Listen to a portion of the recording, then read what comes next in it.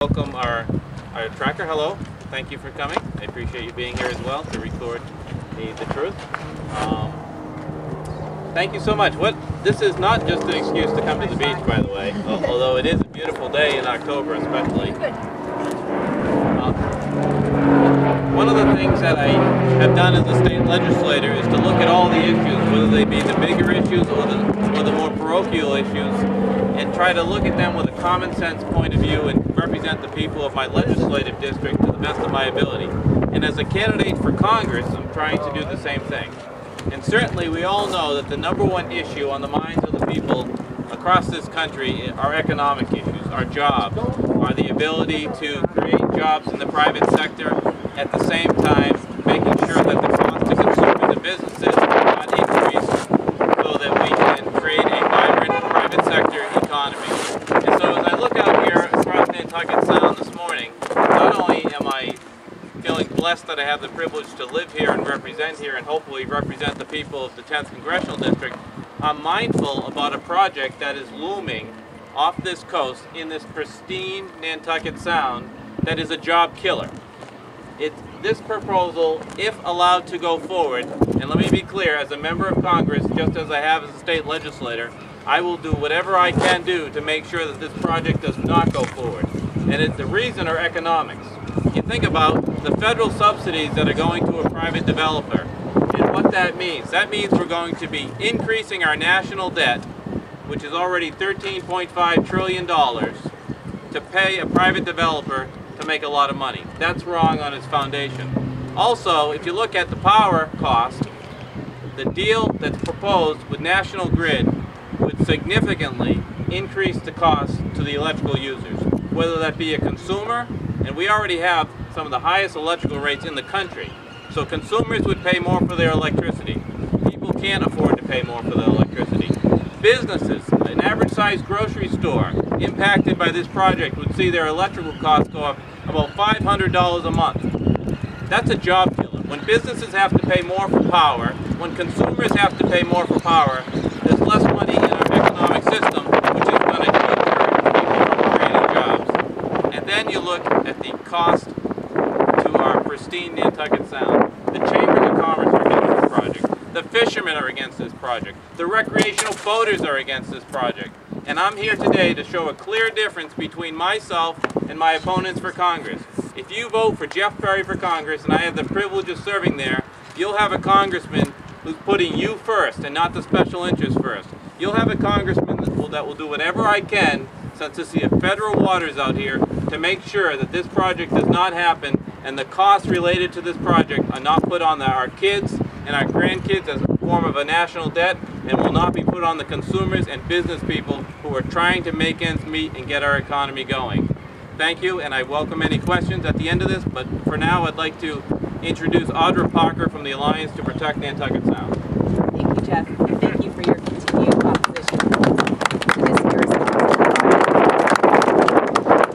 Cape and Islands has long known that Nantucket Sound is a national treasure and should absolutely be off limits to industrialization. But now, ratepayers throughout Massachusetts are outraged about Cape Wind's $6 billion price tag. $4 billion of that $6 billion represents a rate hike, essentially a tax for Massachusetts businesses and households.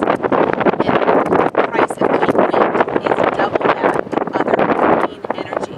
It's essentially a transfer of wealth from businesses and consumers in Massachusetts to a private developer if this project is allowed to go forward.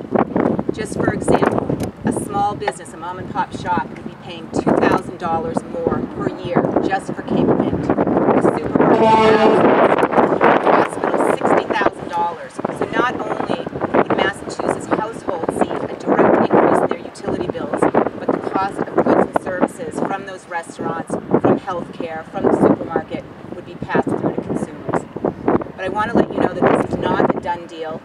Cape Wind is going through, this contract is going through a review process with the Department of Public Utilities, who's mandated to reject it if it's not cost effective. And clearly it's not cost effective. It's fiscally irresponsible.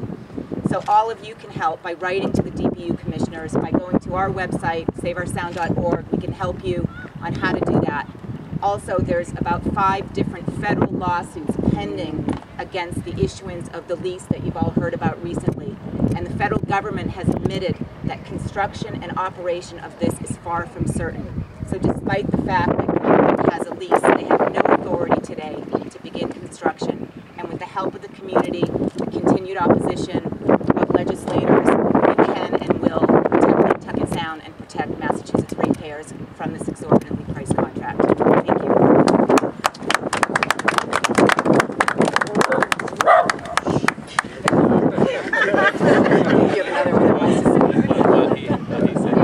I'll be happy to take any questions from any members of the press if anyone has anything. Is there anything specific about One of the things I've learned and being in politics is even though some of the issues you don't get directly to vote yes or no on, you do get the opportunity, as in this case being the congressman, to help drive the public discussion. You know, Senator Kennedy certainly couldn't vote on this specific issue. I believe, is that he was adamantly against this. He used the power of his office to articulate the reasons why into the public discussion and certainly encourage the federal authorities to take a closer review at this. I'd like to pick up where Senator Kennedy left off and be the voice of the people from Cape Cod and the 10th District in opposition to this.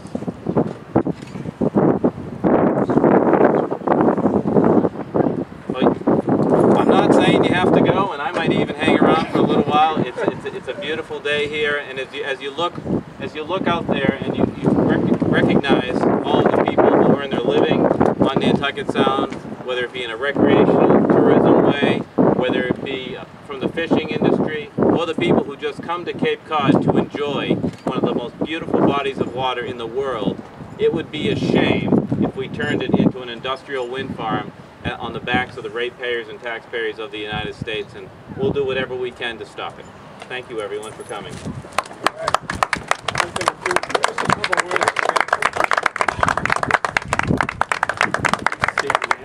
Yeah, I'm Dave Birdsey. I've lived here all my life, and this would be an absolute travesty if this happened. You're taking a perfectly pristine area and you're going to destroy it. You're down here today. This is a picture of what it would look like. I know you can't see it, but this would be an absolute detonation nightmare. Both times. And if there was a rescue out here, a helicopter had to come in and get somebody who was drowning. They couldn't do it. It's just, I can't imagine somebody even dreaming of something like this, let alone ever done it. It's totally wrong, 100% wrong. And it's got to be one way. There's no reason for this. It's not going to help you on your electric bills. You're not going to get any power, anything like that. It's totally wrong. It's got to be stopped. Period. Thank you. Thank you, everyone, very much. Thank you. Thank you.